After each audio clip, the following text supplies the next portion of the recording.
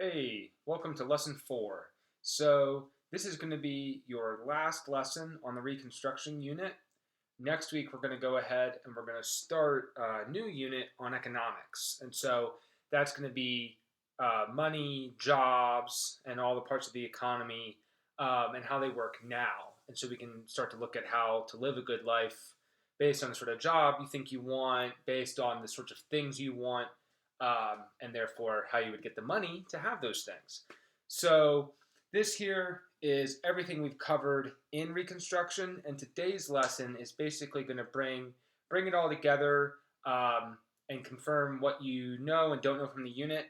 And so there will be one question in particular that will be the biggest question of the assignment. It's going to be half the grade.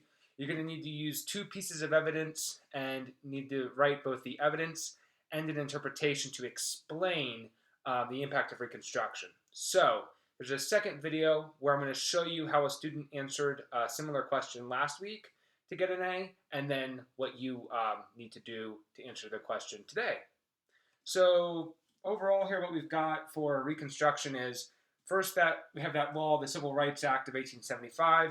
You all pretty much understood the goal was to bring rights to African Americans after slavery. Now, we looked at two things. We looked at politics and economics. So politically, we have this amendment, the 15th Amendment, for voting power. But then when we add morals, we realize, yeah, that's great that politically and legally it said that African Americans could vote because they were people and citizens. However, morally, Mississippi did some things in 1890 to take away those rights. So morally, you looked at whether that was good or bad, the way they kind of made it harder for African Americans to have their rights, even though technically they had them. Then we looked, or before that, we looked at economics. So economically, slavery was ended. So that meant there was no more free labor, right? Or sorry, there was no more people working for free. So the people were not working without making money. They had to be paid. They had to be paid like real citizens with a job. Now that turned into sharecropping. So when we look at the morals, that's where we found some problems because the landowners, who were mostly white, kept most of the money while the sharecroppers owed them money.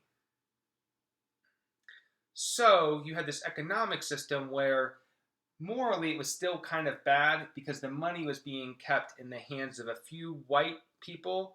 A term you're going to see in your lesson today is the white elite.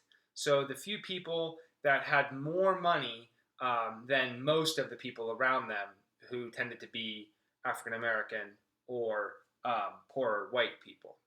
So again, this will be all the things we covered today in our lesson. This will be the end of Reconstruction. I love your texts and your comments and your emails. When you have questions, please keep sending them. I definitely want to help you out. I talked with one student last week, and we just went ahead and talked on Zoom as he did his work. So you can always line that up with me if you want, or just write me a note with a question, and then I'll write you back. All right, so after this, you have one more video to look at how to write that answer for your big writing question on today's lesson, and then you just have your lesson.